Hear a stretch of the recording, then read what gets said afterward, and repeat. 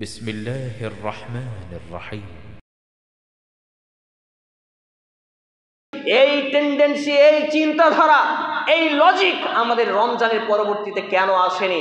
আসলে যে হাদিসটি আমি আপনাদের সামনে পাঠ করেছিলাম, এটিই মূলত হবে এর লক্ষ্য এবং এর মুখ্য কারণ। আলকামা ইবনে ওয়াক্কাস রাহমাতুল্লাহ আলাইহি ইয়াকুলু সামি'তু উমর ইবনে আল-খাত্তাব রাদিয়াল্লাহু তাআলা আনহু আলাল মিনবারি ক্বালা সামি'তু রাসূলুল্লাহ সাল্লাল্লাহু আলাইহি ওয়াসাল্লাম ইন্নামাল আমালু বিন-নিয়াহ। আলকামা ইবনে ওয়াক্কাস রাহমাতুল্লাহ আলাইহি তিনি বলছেন, উমর ইবনে আল-খাত্তাব রাদিয়াল্লাহু তাআলা আনহু বলছেন, এই রাসূল সাল্লাল্লাহু আলাইহি ওয়াসাল্লাম মিনবারের উপরে দাঁড়িয়ে তাকে বলতে শুনেছি, ইন্নামাল আমালু বিন-নিয়াহ, প্রত্যেকটা আমলের ফলাফল হবে, প্রাপ্য দেওয়া হবে, বদলা দেওয়া হবে তার নিয়ত অনুপাতে। হানাফি ভাইরা বলেন নিয়ত করতে হয়, কিন্তু আসলে নিয়ত করতে হয়, নিয়ত পড়া হয় মুখ দিয়ে, নিয়ত করা হয় অন্তরে। নিয়ত পড়ার জিনিস নয়, করার জিনিস। এই অন্তরের সংকল্পটা কি?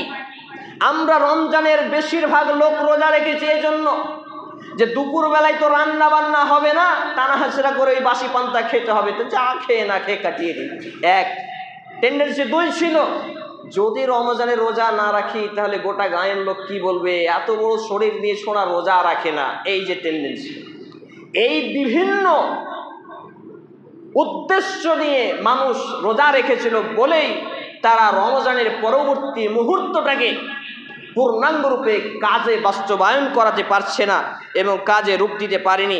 সম্মানিত উপস্থিতি ভাই এবং বন্ধুগণ, এই নিয়ত যদি আমাদের পরিষ্কার পরিচ্ছন্ন হয় বা হতো, তাহলে রমজান আমাকে এবং আপনাকে এখনো 5 ওয়াক্ত সালাতি নামাজি বানিয়ে রাখতো, এখনো দানশীল করে রাখতো, এখনো আল্লাহ এবং আল্লাহ রসুলের আনুগত্যশীল হিসেবে রাখতো, এখনো 1-2 পাতা করে কোরআনকে অধ্যয়ন করতাম, ইসলামিক সাহিত্যগুলো অধ্যয়ন করতাম, চর্চা করতাম, আলেম ওলামাদের সম্মান করতাম এবং মুসলিম ভাই এবং বোনকে ভালোবাসতাম, মুসলিমদের দরদ দেখাতাম।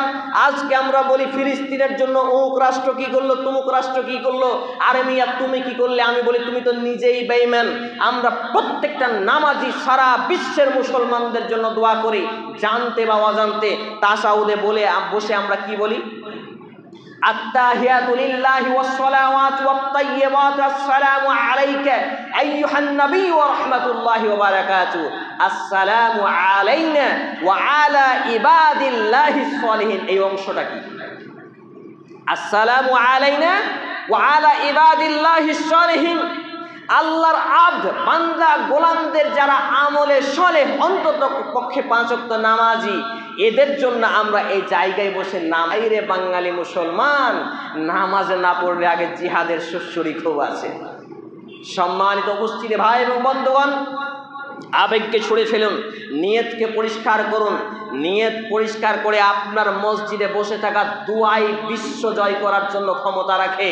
আপনি কতটুকু ঈমান রাখেন জানেন না, কোরআন এবং হাদিসের জ্ঞান কতটুকু রাখেন তাও জানি না। তবে ফেসবুকে এর বিরুদ্ধে ওর বিরুদ্ধে মুজাহিদপনা দেখার কোনো প্রয়োজন নেই। আপনি প্রকৃতপক্ষে একজন মুসলমান, একজন ঈমানওয়ালা, আপনি আগে প্রমাণ করুন যে আপনার ঈমান রয়েছে। যখন এই মুআজ্জিন বলে ফেলবে আস-সালাতু খায়রুম মিনান নাওম, সব ঘুমকে হারাম করে দিয়ে মসজিদ পানে ছুটে আসা, তাহলে আপনি প্রকৃত মুজাহিদ। যে ব্যক্তি নিজের শরীরে নিজের জীবনে বাস্তবায়ন করতে পারলো না 5 ওয়াক্ত সালাত, এই ব্যক্তি মুজাহিদ হতে পারলে কিবোর্ড মুজাহিদ। এই যে মোবাইল নিয়ে কিছু কিছু লেখা যায়, এটাকে বলে কিবোর্ড মুজাহিদ। সম্মানিত উপস্থিতি ভাই এবং বন্ধুগণ, আমাদেরকে শেষ একটি মেসেজ নিতে হবে, সেটা হচ্ছে নবী মুহাম্মদ রাসূল সাল্লাল্লাহু আলাইহি সাল্লাম জানিয়েছেন 1445 বছর পূর্বে যে তার নাক মাটিতে ঘুষড়ে যাক, সে ধ্বংস হয়ে যাক, সে হালাক হয়ে যাক, সে নষ্ট হয়ে যাক যেই ব্যক্তির সামনে নবী মুহাম্মদ রাসূলুল্লাহ সাল্লাল্লাহু আলাইহি সাল্লামের নাম আসলো অথচ সাল্লাল্লাহু আলাইহি সাল্লাম বলল না। নাম্বার 2, সেও ধ্বংস হয়ে যাক, হালাক হয়ে যাক, বরবাদ হয়ে যাক, নিস্তেনাবুদ হয়ে যাক যেই ব্যক্তি রমজানের পূর্ণ পূর্ণাঙ্গ মাফ পেল, অথচ নিজের জীবনের করে যাওয়া পাপগুলোকে মাফ করাতে পারলো না। নিজে বেনামাজি ছিল সারা জীবন, রমজান মাসে এসে নামাজি হতে পারলো না। নিজে কৃপণ ছিল, রমজান মাসে এসে দানশীল হতে পারলো না। নিজে বেহায়া ছিল, এখানে এসে হায়া জাগাতে পারলো না। অবিবাহিত ছিল, এখানে এসে বিবাহ করতে পারলো না। লুচ্চাপনে করে বেড়াই, বিভিন্ন যে অপকর্মর মধ্যে থেকে নিজের জীবনকে কাটাই। দাড়ি কাটছাটকারী ছিল, রমজানে সে দাড়িকে রাখতে পারলো না। এভরি মোমেন্টকে যে নিজেকে পরিবর্তন করতে পারলো না, এ ব্যক্তিও ধ্বংস হয়ে যাক, হালাক হয়ে যাক বলেছেন নবী মুহাম্মদুর রাসূলুল্লাহ সাল্লাল্লাহু আলাইহি সাল্লাম। কতবার জানিয়েছেন সে ব্যক্তিও ধ্বংস হয়ে যাক, হালাক হয়ে যাক যেই ব্যক্তি তার পিতামাতাকে বৃদ্ধ অবস্থায় পেল, দুজনকে অথবা দুইয়ের একজনকে, অথচ তাদের সেবা যত্ন করে পরিচর্যা করে জান্নাতের টিকিট অর্জন করতে পারলো না, জাহান্নাম থেকে বাঁচতে পারলো না, এ ব্যক্তির জন্য ধ্বংস কামনা করেছেন নবী মুহাম্মদুর রাসূলুল্লাহ সাল্লাল্লাহু আলাইহি সাল্লাম। বলি নাউযু বিল্লাহি মিন যালিক।